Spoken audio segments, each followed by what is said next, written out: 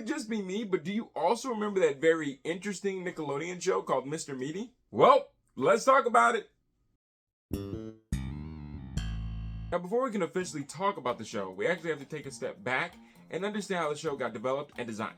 And that starts with taking it back to Puppet Island. Puppet Island is the puppet shop run by well-known puppeteer and showrunner Jamie Shannon. Jamie has created over 900 hours of broadcast children's television, commercials, and film. Since he was a kid, Jamie was inspired by the creature-creating legends of the late 70s and 80s. So, Jamie decided to create his own troupe of puppets while attending film school. The quirky characters known as the Grogs. They soon found a home on the Canadian cable channel YTV, performing daily as live on-air hosts for the network for 3 years. Because the Grogs were such a success, it led Jamie to creating the long-running preschool series that people have a love-hate relationship with, or you probably thought was a fever dream, Nanaland.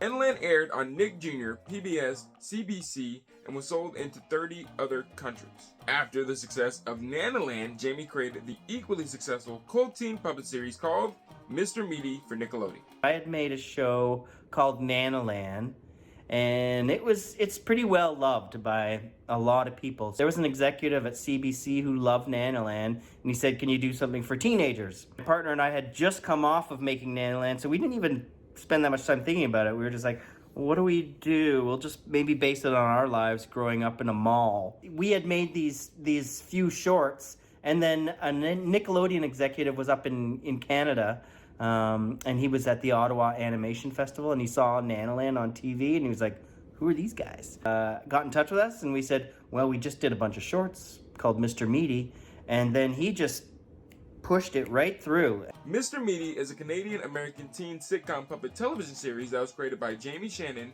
and Jason Hopley. The show centers around two teenage boys named Josh and Parker. They work at a fast food restaurant called Mr. Meaty inside a shopping mall. Mr. Meaty originated as a series of 17 shorts that appeared as interstitials on Nickelodeon in the United States and CBC television in Canada. A pilot episode featured material from the shorts aired on December 30th, 2005. The series officially premiered on September 22nd, 2006 and continued to air until May 23rd, 2009. It ended with a total of 2 seasons and 20 episodes. Throughout each episode, while working from inside the mall, Parker and Josh are often placed in bizarre, supernatural, or grotesque situations. They're also seen dealing with common teenage situations such as dating and peer pressure, while also dealing and interacting with unique and interesting characters throughout the mall. If you really look at it, it almost can be compared to a Nickelodeon version of Beavis and Butthead. A lot of audiences widely complained about the show and its bizarre plots, character designs, and disturbing imagery. However, some audiences were able to embrace the series and think it should have been for an older audience or an older network. More than 250 foam latex puppets were created for Mr. Meaty.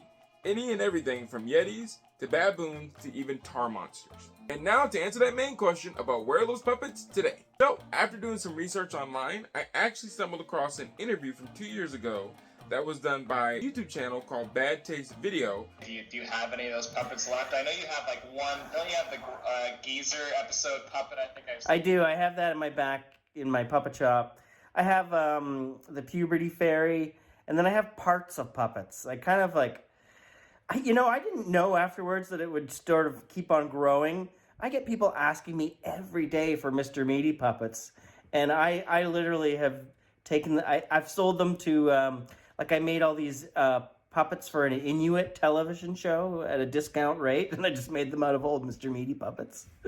You can find those online if you ever want to look at the Inuit Broadcast Network. I've probably made them about 4 or 5 puppets out of Mr. Meaty puppets. If you kept every puppet you made, you'd never have enough storage.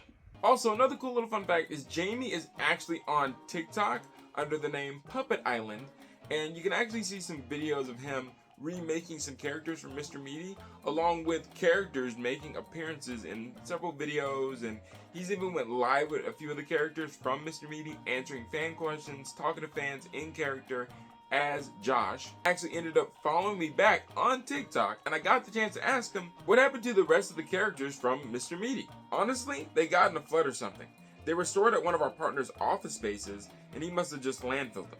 So on the bright side, it's good to know that he was able to keep majority of these puppet characters from his past shows, and I believe he even mentioned in that video that a lot of the puppet characters from Mr. Meaty, by taking some of those original Mr. Meaty puppets apart and using them for other productions and film, and I'm just glad to know that the ones that are still around are being taken care of. So let me know in the comments below, what was your favorite Nickelodeon show and why? I would love to hear about it. Leave me a comment below. Thanks so much for watching this puppet related video. I hope you enjoyed it, and if you did, please do me a favor and go check out the next one right here on the screen. Kermit and I think you will enjoy it, and we'll see you over there. Till next time, take care.